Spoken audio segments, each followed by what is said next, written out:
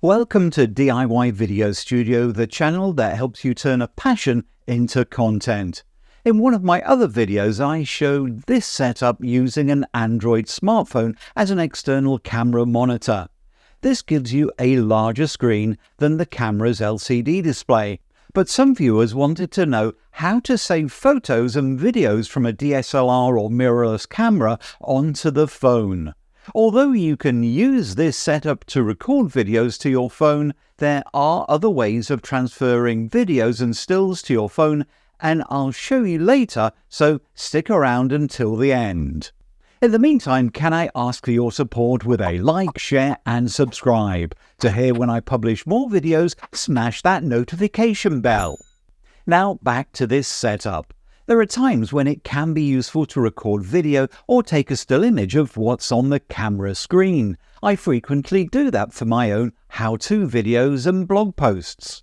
So that I don't repeat my setup video, I'll put a link up in the corner if you need the details. But basically, I take the HDMI feed from the camera, put it through a video capture card, and then plug the card into my phone so that I can display the video in an app like USB Camera Pro or Endoscope USB. I'm using my Canon R6, but if you've got a newer camera, and in the case of Canon that would be something like the R6 Mark II, R8 or R50, you possibly don't need the capture card because I believe those cameras have got built-in UVC compatibility. You should be able to just connect the phone and the camera with a USB cable. UVC compatibility allows the camera to be recognized as a webcam by a computer or the USB Camera Pro app that I've got on my phone. But on my EOS R6, I'll capture the audio and video using a Elgato Camlink 4K. In my original setup, I used these cheap $10 capture cards. They work fine for video, and although the camera app says that USB audio is detected, my video recordings are always mute, but that's not the case when I use the Camlink 4K. Now, the USB Camera Pro app lets me record at Full HD, so I'll get 1920 by 1080 pixel recordings. But before starting to record, I need to turn off any display overlays, otherwise they'll get baked into the recording. So that's things like zebra patterns, the rule of thirds guides, etc. With that done, tap the red menu icon in the bottom right of the phone screen. Then the movie camera button next to record. You can see that the record timer starts up, so we are recording. Although I'm still using my Canon EOS R6 camera to film this section, I'm not recording to the camera or the SD card in the camera. I'm solely recording to my phone. On my camera, the video format would be H.264. However, on my phone, or at least in the app that I'm running on the phone, it records as a motion JPEG video. So can you see a difference between this footage and my original full 4K footage? Let me know in the comments. Once you've finished recording, just tap the record button again and the video will be saved. If you want a still, you can take a snapshot. Tap on the snapshot icon and you'll grab a still from the video feed. That will be saved to the folder you've specified in the app settings. Like the video recording, the resolution is only 1920 by 1080 pixels, so if you need to capture high-quality images, this is not the way to do it.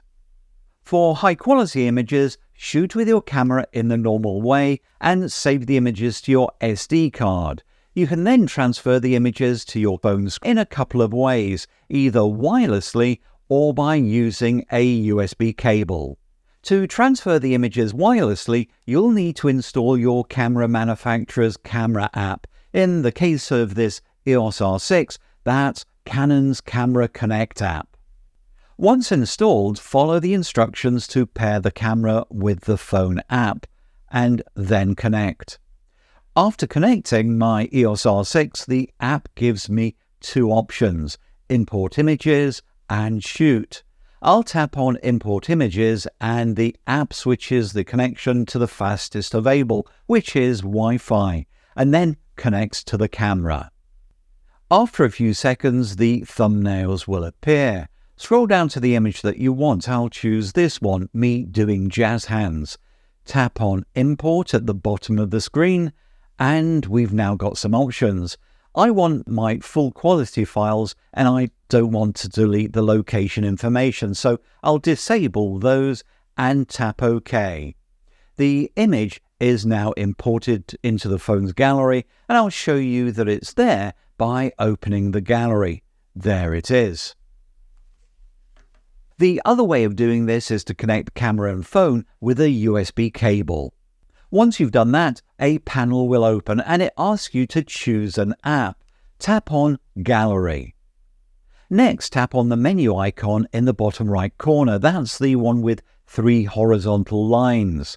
Then choose MTP device. The icon, that's the one that looks like a micro SD card. And there's my EOS R6 SD card. Tap on that and eventually it'll open and show me the thumbnails of my images. I'll scroll down to the latest ones and there's my jazz hands image. This time I'll choose a different one, the 2 thumbs up image. I'll tap on Import in the top right corner, select the image and tap Import at the bottom of the screen. As you saw, the app confirmed that the image has been imported, but let's check. I'll tap the back icon a couple of times and there's the jazz hands image from the wireless transfer, and next to it there's the thumbs up image that I've just imported. So I'll choose that and swipe back. There's the jazz hands done wirelessly, and now the thumbs up image that I've imported over the USB connection. To see the details of how I set up my phone as an external monitor, watch this video.